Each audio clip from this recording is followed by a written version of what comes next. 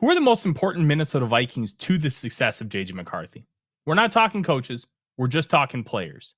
And McCarthy's the number one topic right now for the Minnesota Vikings. But how can we find anything new? Well, I think this is it. Welcome to the Real Forno Show. Ladies and gentlemen, welcome to the Real Forno Show, hosted by the one and only Tyler Forness. A to Z Sports sought him out to be their Minnesota Vikings reporter and NFL analyst. And he's a proud contributor over at SKOL North's Purple Daily. Tyler is also the captivating host of The Good, The Bad, and The Hungry on the Voices of Wrestling Podcast Network, and a founding member of Vikings First and SKOL. Welcome, ladies and gentlemen, to another episode of the Real Forno Show, sponsored by our friends at Underdog Fantasy. My name is Tyler Forness. With me, as always, in the top left corner is producer Dave. Dave, I'm just waiting for the day where you decide to mess with me again and you all of a sudden appear on the right side and I screw up the intro. Hey, we can do that. I can switch real quick. I know you can do that. You've got everything ready to go on the back end software. And See? there it is. But now you're super focused and it's like, what in the world is going on? Welcome. I know it's 4th of July weekend and this is going to be one of the last pieces of things I do. And I am actually going to enjoy the weekend. But I thought it would be fun to have a conversation about what is most important in helping J.J. McCarthy succeed. Because look, we've talked about him ad nauseum, and we've tried to avoid talking about J.J. McCarthy specifically because there really isn't a whole lot to talk about right now because we have no new information. We're rehashing the same takes over and over and over again. But I thought this was an interesting way to talk about him because he is the most important figure with the Minnesota Vikings. We can talk about Justin Jefferson. No, it's J.J. McCarthy, and it's whether he is going to be successful as a starting quarterback or not. So within that context, well, let's take a look. All right. So McCarthy is coming in. He's going to be the starter. What is going to be most important for him to succeed? And I gave Dave this topic this morning. I have no idea if he has a list or not of 5. And, oh, he does. Perfect. When I usually give him something like this, he's usually ready to go because, well, he's the producer. He has to be. So I kind of went about it like this. There will be no Kevin O'Connell. There will be no Wes Phillips. There will be no Josh McCown. This is players only. And because of that, we're going on the offensive side of the ball only. I do think you could talk about defensive players because of how J.J. McCarthy has reportedly gone to the defense and asked them questions. Be like, hey, can you help me figure out why you're doing this? Can you help me with why these rotations are happening? So then he can learn and grow. And he did that a lot during the offseason. So somebody like Harrison Phillips, who apparently was pivotal in that because Phillips talked explicitly about McCarthy in that sense. I think you could make that argument. I'm only going with offensive players because it's much more of a direct correlation. Harrison Phillips wasn't the only one that talked specifically about JJ. He was not the only one to talk specifically, but he was one of the last to do so. Right. Which is why I explicitly mentioned her. Him. Sorry, him. Yes. I don't know why I said her that. You've got your wife on your mind. She just came in the door, front door. Brain is ready to take a break. I went to the gym today and the legs are already sore. That's going to be bad while I'm at the 4th of July carnival all weekend. Where I live, Delano, they have this huge 4th of July celebration. That's great. I think the biggest 4th of July parade in the state. And we're going to spend all weekend at the little carnival. They got a Legion baseball tournament. It's a fun ass time. God, that's fantastic. That is where my brain is. But let's start talking about some of these important Minnesota Vikings because I think it's a really interesting conversation. And number 5 is tight end Josh Oliver. And Oliver's going to be a really interesting one to kind of parse out because his job is tight end 2. Tight end 2 doesn't get a lot of flash. They don't get a lot of opportunities to catch football. But what does he have to do a lot? Block. And block he does. He is a great blocker. And he is consistent in that as well. So with Oliver, he's going to act as that extra tackle. We got word, or Alec Lewis put in a piece earlier this week. I think it was on Wednesday, where he just wrote 45 things about, or one thing about all 45 players on offense. And what he wrote about Darrisaw was it's essentially it's a rosy outcome for him to start week 1, I think was the exact verbiage. Well, that kind of fits with how the Vikings have handled a lot of injuries in the past. But opening day would be 10 months post-surgery. So it is still very plausible that the Vikings have been historically conservative with injuries with this regime.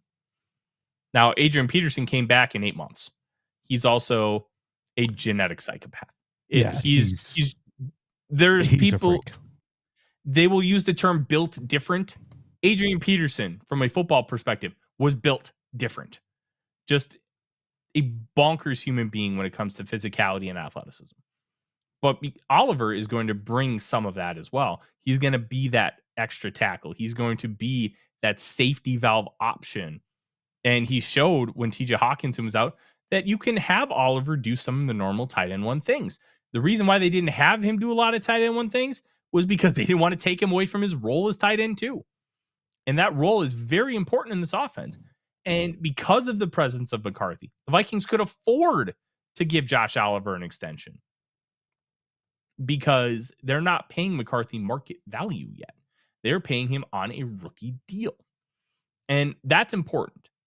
You can afford to make those kind of signings when you have a quarterback on a rookie contract. That's where the advantage lies. So Oliver is going to be really important. He's going to be a safety valve. He's going to be a security blanket in more ways than one. And helping McCarthy just get his feet underneath him and give him an option when things collapse or preventing things from collapsing. It's going to be extra important for him. Like, offensive line itself is a weakling system. It's hard to point out like one specific offensive lineman for a lot of things that, hey, this guy is just so much more responsible than other people, unless you're talking about center. It's for the most part a weakling system. But when you add pieces to it, when you add a blocking tight end, that impact is more than just the offensive line as a whole because of how everything is now going about it. So the impact of Oliver theoretically is going to be more than the impact of a guy like Christian Darrisaw when you're looking at the aggregate versus what they bring to the table. And that is not to say Oliver is better than Darrisaw. That is not it at all. But if you take Darrisaw out and put in the backup left tackle, I think there's going to be with what the Vikings have now, a little bit less of a drop off than if you were to put Gavin Bartholomew in Josh Oliver's role. That's where I'm talking about from the value perspective. It took a little bit to get there, but yeah, Oliver's not better than Darrisaw, but that's not what we're talking about here. And that's why I have Oliver at number 5. He's going to be really key to helping unlock McCarthy and helping getting him comfortable.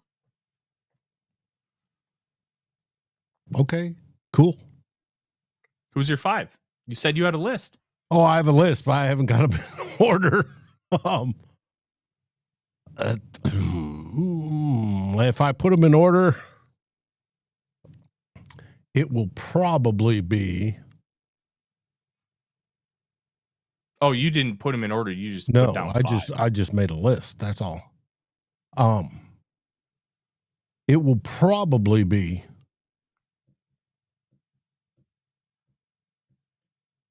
Jordan Addison at 5. Okay. Because you need that second wide receiver. I've also got Naylor on there. He would probably be 6 for a wide receiver. I've got a few guys ahead of him, as I would put it. And the reason I put Anderson on there is because he's a dynamic playmaker that complements Jefferson. And we're going to get to Jefferson, obviously. Mm-hmm. And you need that for a young quarterback to have the availability, because if Jefferson is covered by the entire defense, that means Addison's open. Mm-hmm. And you need... Yeah. And J.J. needs to see that. I actually don't have Addison on my list, and it was hard to leave him off because I do think he's an important asset to this team. But when you kind of take a look at some of the other things and the reasons why I have them on there, it's going to be a lot more. You're going to understand a lot more why Addison didn't make this list. And let's get into my number 4, and that's Jordan Mason. Aaron Jones is not on the list. It's only Jordan Mason. And let me kind of explain my thought process here. I do think it's going to end up, it's not going to start out as a full-blown committee. It's probably going to be 70-30 Aaron Jones or 60-40, however you want to slice it. It's going to be the majority Aaron Jones. It could be 2 series Jones, 1 series Mason. I think by the end of the season, what it's going to be is less of a series and more of a situational football where you're going to have Jordan Mason in certain situations and you want Aaron Jones for sure on third downs. And one of the reasons for that is because of the Vikings' lack of success in running the football in short yardage last year. And that is why Jordan Mason makes the list. Yes, the offensive line is going to be improved, and they need to do a much better job. Yes, there are other aspects at play here. But make no mistake about it. When you have a guy like Jordan Mason who can be a successful short yardage runner, that's going to be one of the huge elements that we aren't talking about yet to help McCarthy be successful. Prevent him from having to do things that are difficult. And then when he has to do those things, make sure he's ready for them. Like, we're not trying to keep like a full set of training wheels on McCarthy, but you want to prevent him from having to do too much or have too much on his shoulders until he's comfortable, until he's ready. And that might not be for a year or two. And you know what? That's okay. But when he has to be in those situations, I think he'll end up being ready for them.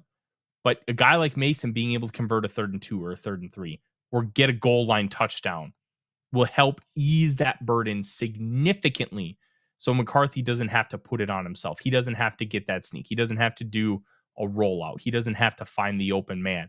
He can just hand it off and trust that Jordan Mason's going to get that short yardage gain. That was something the Vikings didn't have last year for Sam Darnold. He had to carry the load and the burden. And if you really want to make McCarthy successful from the jump, which is what we all want, we're talking about both a short-term and a long-term play. Long-term, I think he's going to have a lot of learning experiences this year, and it's not really going to be super impactful from a negative perspective. From a short-term perspective, a game-by-game perspective, I think it could have a very significant impact on him if you don't improve that short yardage rushing game. If you make things more difficult where he has to shoulder a lot of the load. And none of this is to say we don't think he can handle it. None of this is to say he won't be good at it. You want to avoid those situations as much as possible. You want to do that with a guy like Patrick Mahomes. The goal is to make his life easier, but you can rely on him to get you out of a jam because he's that good. That's the world that you want to live in with J.J. McCarthy down the line. Make things as easy as possible and let him be great when he has to be.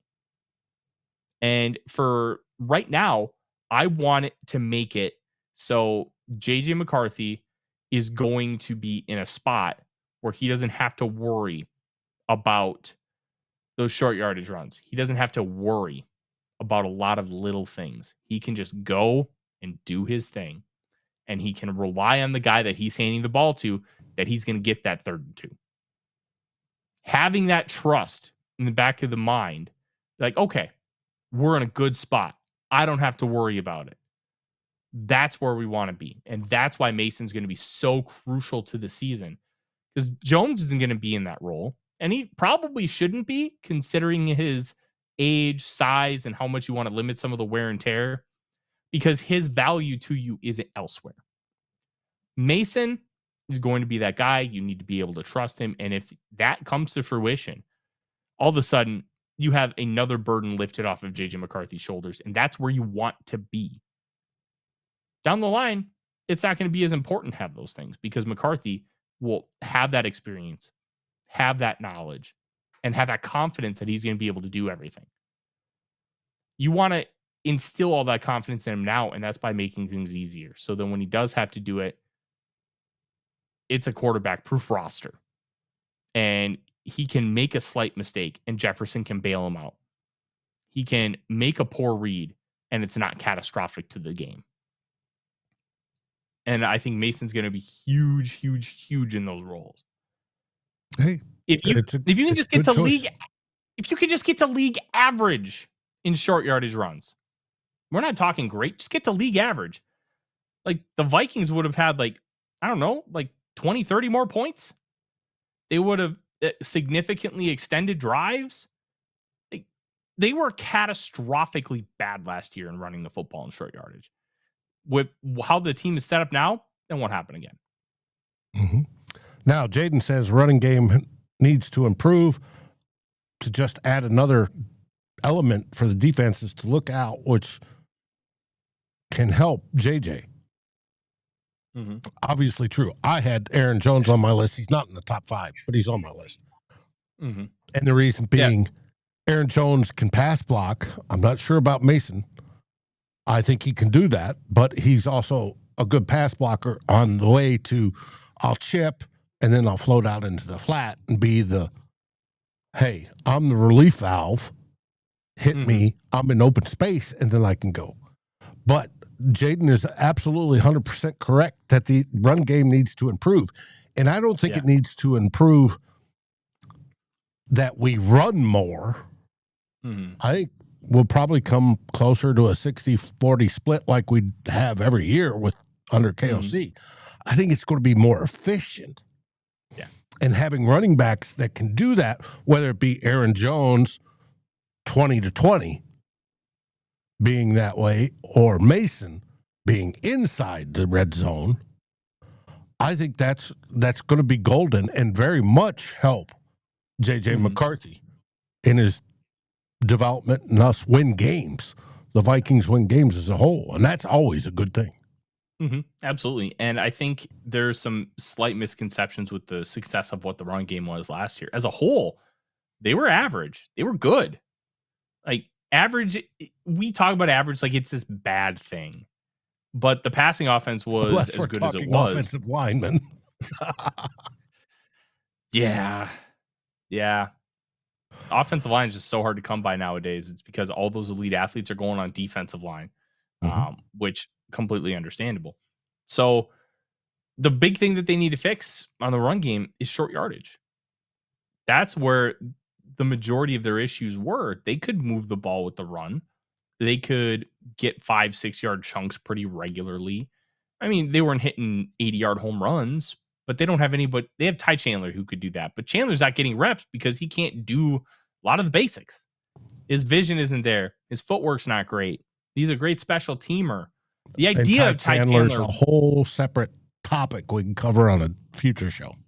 The idea of Ty Chandler rules. If only he did. Yes. But like I've said, we want it more efficient. Instead of 4.1 yards per average, we want it at 6.1. And then we're going to be a better football team that way. Yeah. All right, let's get to my number 3. Hey, you didn't ask me about my number 4. I forgot that you only gave your one guy last time. Go ahead. Your number 4, sir. TJ Hockenson, who you have at number 3, because I just got it. TJ Hockenson. I want him to be the mattress for J.J. McCarthy, to be the, hey, if I throw it his way, he's going to catch it. Yeah. And that's why I have him at number 4. You have him at number 3. I do have TJ Hockenson at number 3, and what's going to be really interesting here is how quick they can build chemistry. We've talked a lot of negative about Kirk Cousins and the frustration about what Kirk Cousins was and wasn't over the course of the lifetime of this show. And we're not going to get into those. One of the things he did have, he had a really nice chemistry with TJ Hockenson and understanding choice routes and space and where he was going to go and where he was going to be and finding him in those areas. TJ Hockenson is not a guy who's only going to take dump offs.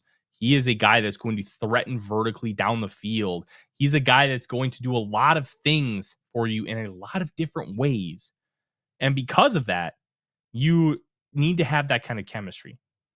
The one thing that makes Travis Kelce as special as he is he and Patrick Mahomes are in sync. Travis Kelce is a very different type of tight end, and why it's really difficult to compare others to him, because he is Picasso on the football field. Yeah, he runs routes and he knows how to run them and he's good at it.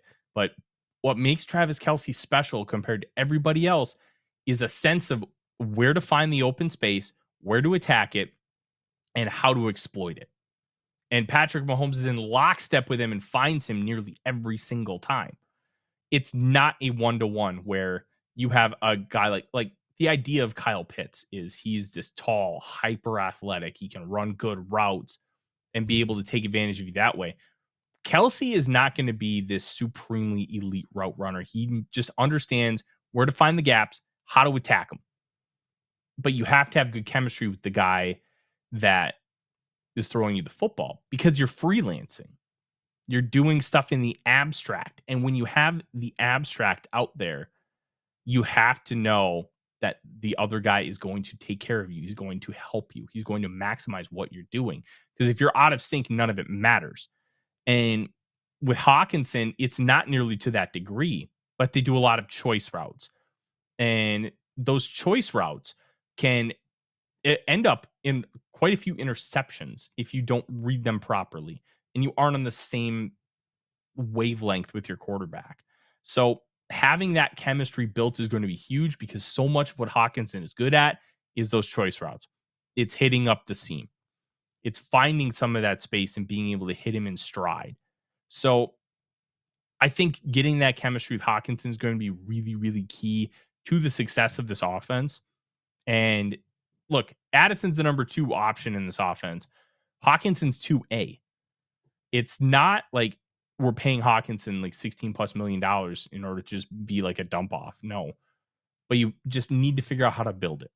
I think the Vikings will do that. I think they'll be in a good spot to do that. But that's kind of where we're sitting. Hockenson needs to develop that chemistry with McCarthy. And if he does, oh, buddy, hello. Mm-hmm. I had it in high school with my quarterback, because we'd get together anytime. We were friends, buddies, and pickup games. But during the game, I could sit there. If something broke, the play didn't go as ordered, I could just look at him, and he knew where I was running to, because I was running towards a gap. Mm-hmm. And he'd be bang. Just as long as it wasn't at my numbers, I'd catch it. Mm-hmm. And that's what he needs, that sort of ESP sort of deal to develop. Mm-hmm. Yeah, it's going to take time. Connection. Chemistry. Mm-hmm. Yeah. T-Bass, I know it feels like a McCarthy show, but this is about the talent surrounding McCarthy and just not rehashing the same McCarthy takes that's been driven into the ground. This is a different angle on it, and how you're going to make him successful rather than just, oh, McCarthy's got an arm and all this. Like, you guys all know that. We have a smart audience. We don't want to patronize you. You already know a lot about McCarthy, as you should. That's why you're here. Listen to us. Mm-hmm. And Jeremy points out McCarthy's a top 10 pick, so you're going to hear a lot about him. And he plays quarterback, which means we're going to hear a lot about him. Mm-hmm. But we're trying to talk about him in a way that hasn't been talked about yet, because I think that's an important angle here. It's So, okay, the 5th quarterback thing, I don't care about. It was a historic quarterback class, and people wanted different things from their quarterback. McCarthy still went top 10 because he was worthy of going top 10. If he wasn't and he was the 5th quarterback taken, if he went like 40th, well, then they would have a much, much different view on how good he is at the position. He would pick top 10 because he earned it. Right. And would it be as interesting if we're talking about the 5th punter taken in the draft? Mm-hmm. Of course not. Oh, I know the people to do that, Dave. We could do that. Right now, Justin Jefferson's the face of the Vikings. That will probably change by the end of this season. I don't think so.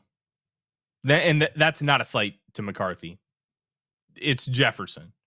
Jefferson is not your bog standard number 1 receiver. Oh, heck no. He is, Well, no, I mean from like a personality, charisma kind of standpoint, he's different. People gravitate toward him. Hey, This is like, yeah, I hope they this is work like together. it's like Randy Moss to a little bit of a lesser degree because he's not the athlete Moss was. He's not the explosive deep threat that Moss was, but he's got things that Moss doesn't. And from a passion and love perspective that this fan base has, it's on the same level. Heck, he's the face of the NFL. Yeah, he is. He absolutely is. All right, Dave, who's your number 3? My number 3 comes down to Christian Darrisaw. Okay. Because you've got to have a left tackle to protect the blind side. And if Christian Darrisaw plays extremely well this year, whenever he starts, whether it's game 1 or game 3, whatever it is, and gets to borderline all-pro level, and I think he's already there, but gets back there and makes it, it will be such a relief to the young first-year starting quarterback to know that he's got time to make decisions. He doesn't always have. The one thing I've been hearing is J.J. McCarthy is so good off schedule, right? We know Kirk Cousins would vapor lock. Absolutely. Watch his brain get the bubbles and the blood flow, and he'd vapor lock when things didn't go exactly as diagrammed. But if you have Christian Darrisaw not only pass blocking and protecting that backside, but also run blocking and improving the run game, he's number 3 on my list. So it's interesting. Darrisaw didn't make my list. And well, you're wrong sometimes. Just ask your wife. I don't need to ask her. She tells me every day. But I don't. Darrisaw's a tough one. I also think the idea of protecting the blind side is overrated in comparison to what it was 30 years ago, because you have great edge rushers on both sides of the ball now. The need for a great blindside protector versus a frontside protector is nowhere near what it used to be. And if you just have a good left tackle, but you have a great right one, I don't think that's really a big deal at all. Except for maybe a right-handed quarterback can see pressure coming from the right side. I know. I'm saying because of what the game has evolved into, I don't think that it's nearly what it was. A lot of times you're going to have your best pass rusher on over the right tackle. Danielle Hunter only rushed over the right tackle. Like, he would never go over the left tackle because that was just what he was. He was a left side defensive end.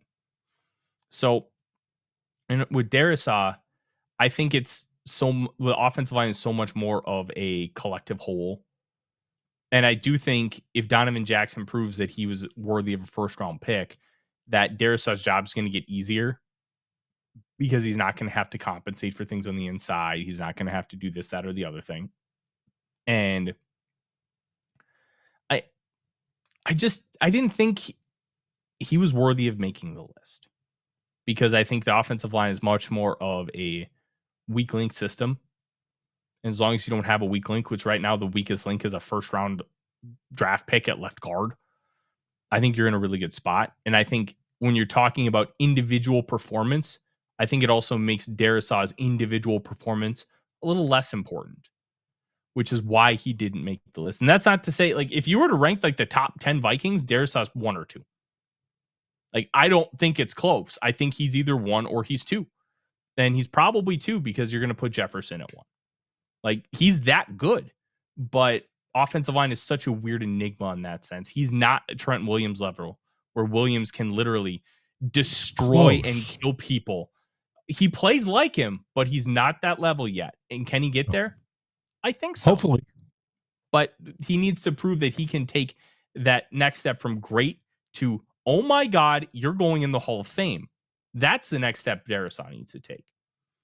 But I don't think you're going to lose such a significant amount with Justin SKOL in there that it warrants putting him on the list because of what offensive line is.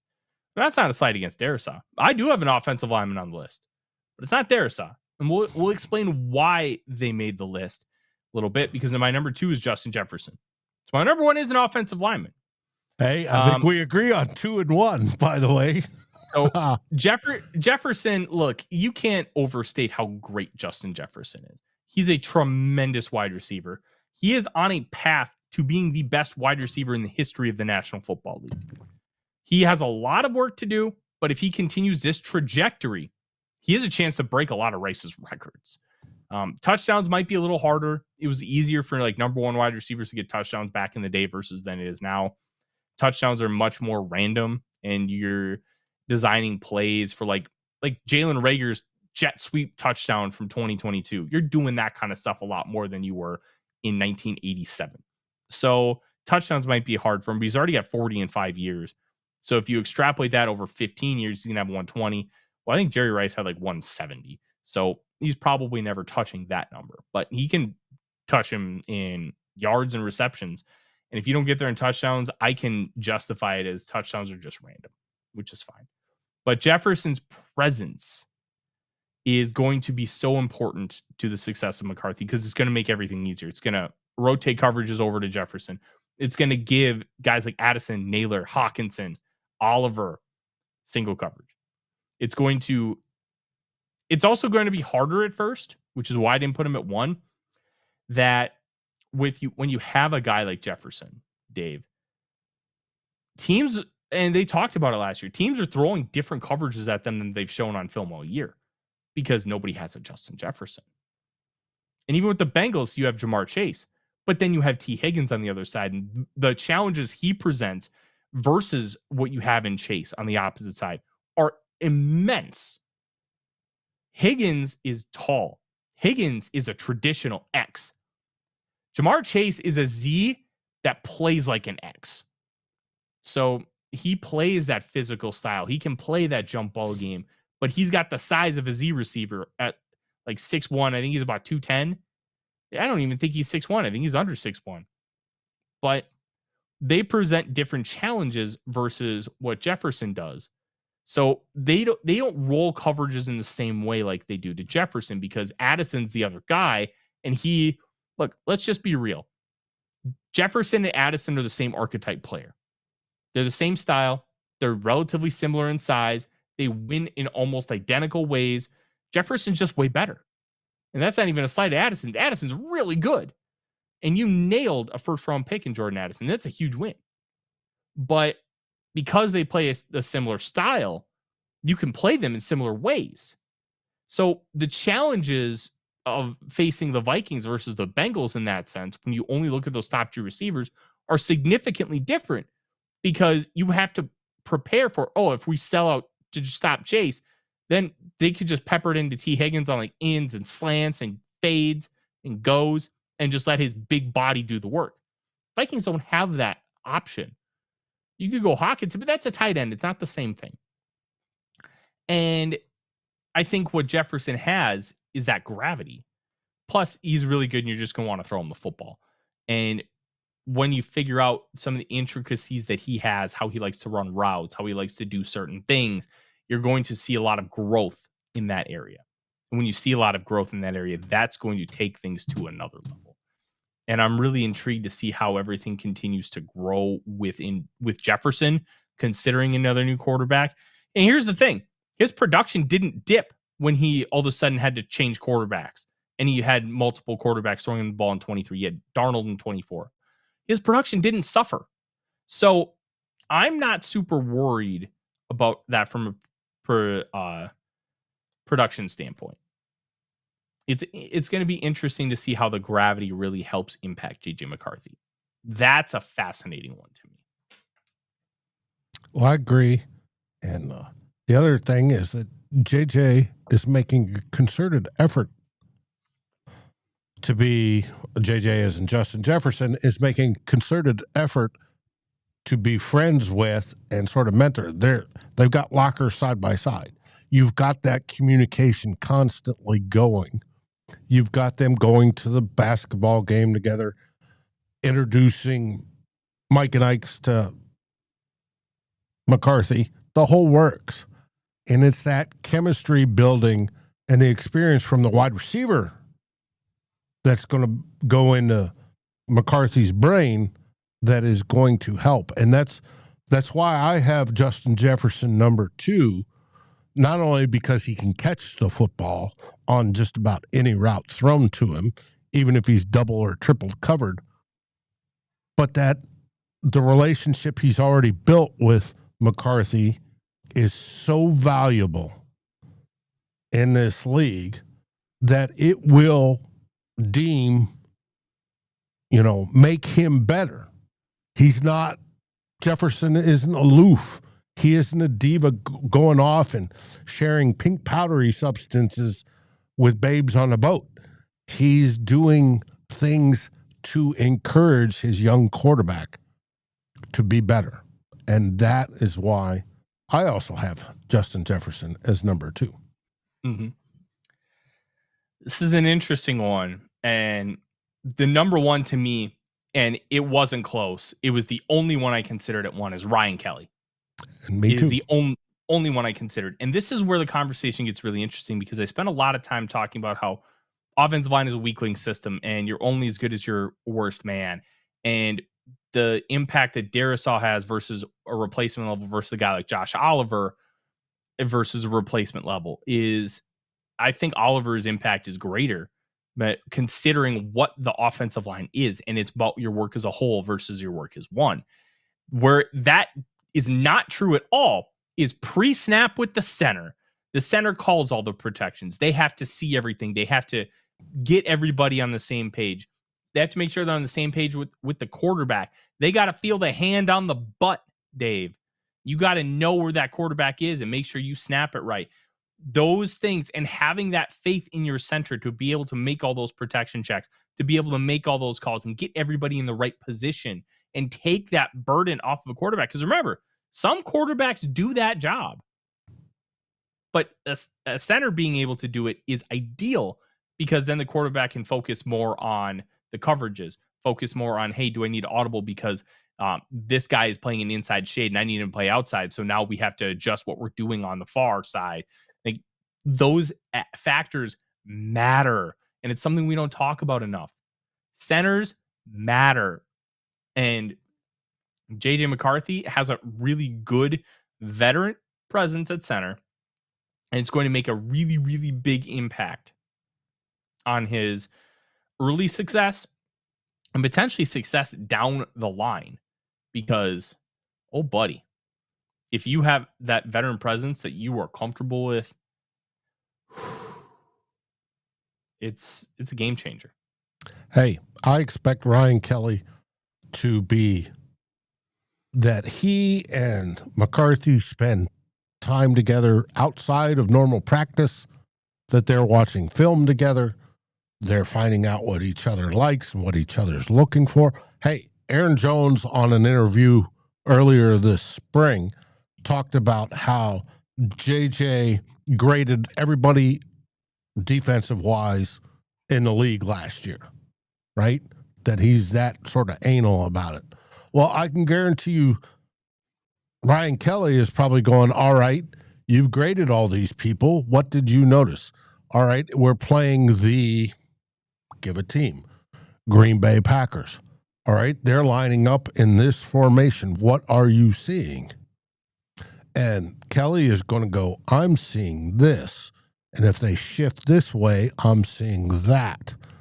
Mm-hmm. And it's going to be a merger of the old crusty vet, hopefully downloading his knowledge into the young first-year starter's head. And I think that is probably the most important step. We have Justin Jefferson doing it, from a receiver's point of view. But I think the center being as knowledgeable and as well regarded Mhm. as Kelly is going to be more of an impact than anything else from the rest of the players on the offense to make him good. I agree, Dave. I agree completely. This is going to be really interesting to see how everything works surrounding McCarthy, because the reason why I want to talk about is the players around him are going to have more of an impact on how McCarthy plays than how he does just in a vacuum. Surroundings matter. And it's one of I'm very curious to see if other teams potentially take the approach of the Minnesota Vikings, how they are a trendsetter, that they bulk up everything else and then just figure out quarterback. Hey, we need to make sure that this guy is insulated. Think of how many talented quarterbacks go to teams that are just have dog shit organizations, and they're just not ready to support a great talented quarterback, and how often those guys fail. Remember, Jacksonville. Yeah. Trevor Lawrence would be in a significantly better spot if he was drafted by a team with a better infrastructure. Caleb Williams went to the Bears. The Bears are terrible when it comes to quarterbacks. So those things matter. And when we're having these conversations, it's important. So if you're the Minnesota Vikings and you all of a sudden have success by having the quarterback insulated, and you spent 3 years of building up that roster, and then the fourth year you can go bonkers and fill all those holes, well, other teams start to follow suit. I'm very intrigued to see what the next few years bring. If teams will punt quarterback for a couple years and then figure it out. The Commanders, in a roundabout way, kind of did that. They took Chase Young in 2020. They took Dwayne Haskins in 2019. But by taking those, like Haskins instead of a quarterback that year, because they could have had Herbert, they could have had Tua, could have had Jalen Hurts, they could have had Jordan Love. They had a shot at Hurts later in the draft too, and they said no. But that matters. And Daniels, even though the Commanders are a dysfunctional organization, he was in a relatively good spot, much better than a standard second overall pick team, because of how they did a good job of insulating him. And they made the NFC Championship game with him as a rookie. Like, they went to Detroit and whipped a 15-win Lions team. That was a butt whooping. I don't care how close the game was. They beat that ass. So I'm curious to see if that approach will end up impacting more teams down the line. Because remember, this is a copycat league. So how are you going to copy the next Super Bowl champion? Well, if it's the Vikings, you're going to look at it and be like, okay, well, they spent 3 years building up an elite roster before that quarterback was ready to go. Yeah, we should try doing that too. And then when you already have the elite roster, all of a sudden then you plug in the quarterback, you're, hello, let's have some fun. So I think this is a good conversation. I do think it's cool to talk about McCarthy because he's our guy. He's going to be the quarterback of the future. But I think it's important to not just rehash the same stuff, which is why I'm glad we were able to do this. We'll answer this question from Peter, and then we're going to call it for the 4th of July weekend of last year's draft. How many quarterbacks will be playing in 15 years? 15 is a long time. How many will be starting? Likely 1 or 2. If I had to make a bet on who those guys were, it would probably be Drake May and Jaden Daniels. I don't include J.J. McCarthy because I don't know what he is yet. I'm trying to project forward based on what I've seen so far. So McCarthy is... J.J.'s the youngest of the bunch. He has the best chance. Well, as the best chance as far as age is concerned. Mm-hmm. But I'm talking what you've done. I'm talking what do I know and how I can project skill forward. I think Daniels, he's very small and slight. Sorry, he's tall and slight, but he's so good at maneuvering and not letting people hit him. And it's hilarious because coming out of college, he would just let people throttle him, but he kind of figured it out in year 1. So I give him a lot of credit for that because we kind of like take a hit. No, he learned how to not take a hit. Like that was his big thing. He would take too many, and you would like lean into it and absorb instead of just trying to get around. So I think it's really, really important. Plus, everybody knows how high I'm on Drake May. I think he's incredible. McCarthy, I think if you asked me that question in a year, I may have a different answer. But I'm not including McCarthy because we still don't know what he is as a regular season starting quarterback yet. And I don't think it's fair to put any expectations on him until we start to see him on the field. But I believe highly still in May and Daniels. That in 15 years, I think Daniels will be at the tail end of his career. He'll be almost 40, but I do think there's a real chance that he can stick around as a true starter. And then Drake May will be in his late 30s, but his skill set translates across eras, and he'll be able to. He's a pocket guy who can take advantage in the running game. He doesn't want to run; he wants to kill you through the air. And I think as he gets in towards his like Big Ben years, where Big Ben could gash you in the run game too, he'll stay in the pocket and he'll be meticulous that way. But we'll see.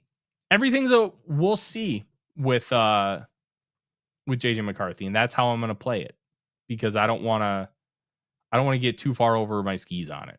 I think he can be great, but let's see it first. And that's our show. Thank everybody for joining us here on a Thursday night, the new night for the Real Forno Show. Glad to see we have nearly 50 people, as the 4th of July weekend has already kicked off for the majority of the United States of America, because the 4th is on a Friday, and the majority of places don't work on Fridays, which I'm glad I don't work in restaurants anymore, which rips. And we are going to have some fun. I want to thank everybody again for joining us. We'll be back on Monday. Dave and Darren will have 2 old bloggers on Sunday. And Dave, you got to tell Darren that I'm really into the CFL now. Okay, good. I know. Did you wish him a happy Canada Day here a couple days ago? I did not wish him a happy Canada Day, but I did see the atrocities of the jersey that the Toronto Blue Jays had. Did you see those? No, I missed that. You got to send me a pic. The hats were cool, but they were red on red. And it was, I'm sorry, dog, it's the Blue Jays. It would have been so cool if that was like Team Canada's like World Baseball Classic jersey. Oh, those are ripped. For the Blue Jays, no, I'm good. Those were bad. Hey, we'll be back next week. Friend of ours in the Fans First Sports Network world, Jeff Hartman, who broadcasts for Steel Curtain Network, does a segment that you can catch on X called Oklahoma Joe's. His Oklahoma Joe's moment. He does a short, usually a quick 60 seconds, and he's asking if the Pittsburgh Steelers are going to have fireworks this year. Whoop, whoop. But he was grilling dogs for his daughters and vegetables for him and his wife. Why vegetables when you can eat meat? I don't know. But anyways, he was grilling dogs, and then he posted a picture of how he dressed it. And he used mustard and relish. And he asked, how do you dress your dog? If you burn some hot dogs or brats, for that matter, on the grill. Tyler, how do you dress yours? I don't eat hot dogs. I told him any way we want to, because we're America. Yeah. I will say, give me a good cheddar wurst. I will eat a cheddar wurst or a Polo sausage. And in that case, I like dill relish, a little bit of mustard, and if you have it, garlic or chipotle aioli. I prefer that. I'm not a huge ketchup guy. My best friend will, when our other best friend got married, we had a bachelor party the week of, because he was stationed overseas in Germany. So we kind of had to do things a little mismatch in that sense, do the bachelor party the same week. But the next morning, he swore that, Burger King's the best hangover food. So I'm like, okay, we'll go to Burger King. And we ordered about $40 worth of Burger King in 2014. And he fills up. I kid you not. He grabs 3 extra large cup lids and coats them in ketchup. And he ate it all. I could not make up that story if I tried. I don't like ketchup's fine. Whataburger spicy ketchup, Dave. I miss Whataburger. It is good. Now, all our fans, please have a safe weekend. Enjoy the 4th of July festivities. Tyler will when he goes down tomorrow. Everybody come back safe and with all your digits. Yes. Happy 4th of July. Enjoy some bush lights like Benjamin Franklin intended, and SKOL Vikings. SKOL Vikings. Like, subscribe, and ring the bell to get notifications. It helps us grow this community that we all love our Minnesota Vikings. And on behalf of Tyler Forness and myself, Dave Stefano, thank you so dearly for watching The Real Forno Show. SKOL, everyone!